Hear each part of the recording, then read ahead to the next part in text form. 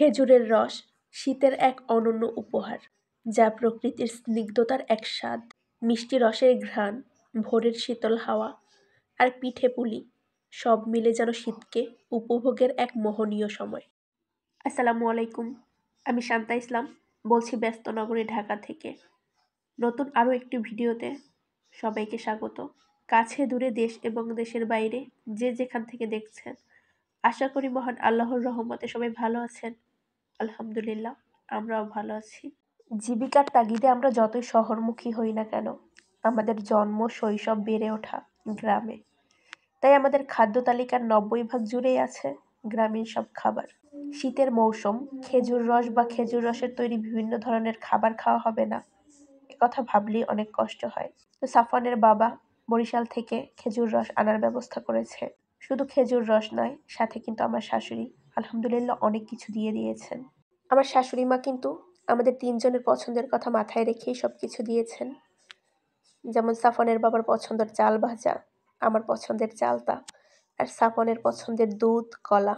এছাড়াও তার হাতের কাছে সিজনাল যেসব জিনিস ছিল, সেখান থেকে অল্প করে অনেক কিছুই দিয়ে দিয়েছেন আলহামদুলিল্লাহ।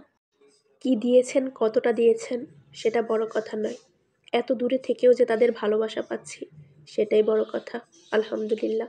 সারা জীবন যেন তাদের কাছে এভাবেই ভালোবাসা নিয়ে থাকতে পারি।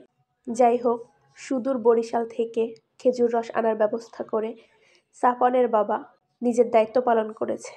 এবার সেই খেজুর রস দিয়ে বিভিন্ন ধরনের পিঠা পায়েস তৈরি করা আমার কর্তব্য। আজ প্রথমেই বানাবো খেজুরের রসের সিন্নি। এটাকে বরিশালে আঞ্চলিক ভাষায় সিন্নিই বলা হয়। খেজুরের রসের পায়েস আর সিন্নি দুটোর রন্ধন প্রণালীও আলাদা, তেমনি স্বাদেও আলাদা। আর এই খেজুর রসের সিন্নি রান্না করতে আজ আমি ব্যবহার করব আমাদের নিজেদের খেতে উৎপাদিত কালোজিরা পোলাওয়ের চাল।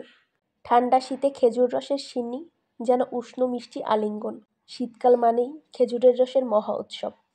রাতে খেজুরের রসের পিঠা তৈরি, আর সকালে মিষ্টি গন্ধের চমক। পিঠা পায়েসের সাথে খেজুরের রসের মিষ্টি বন্ধন এক স্বর্গীয় অনুভূতি। খেজুরের রস খেতে কে না ভালোবাসে বলুন তো? খেজুর রসের কথা মনে পড়লেই মনে পড়ে যায় সেই শৈশবের কথা, মনে পড়ে যায় সেই ছোটবেলার ঠান্ডা দিনের কথা, যেখানে ভোরবেলায় শীতের সময় খেজুরের রস পেড়ে খাওয়ার আনন্দটাই ছিল অন্যরকম। শীতের অপার সৌন্দর্যে তারও ভাগ রয়েছে। গাছ থেকে শুরু করে একেবারে খাবার টেবিল পর্যন্ত বিচরণ করে রসের স্বাদ, সেই সাথে সুবাসিত করে মিষ্টি গন্ধ। শীতকালে খেজুরের রস প্রকৃতিকে দেয়া মহান আল্লাহর এক বিশেষ নেয়ামত। তবে এই খেজুরের রস খাওয়ার ক্ষেত্রে আমাদের কিছু সতর্কতা অবলম্বন করা উচিত। মানুষের সাথে সাথে বিভিন্ন ধরনের পাখিও এই খেজুরের রস খেতে আসে, তার মধ্যে বাদুড় অন্যতম।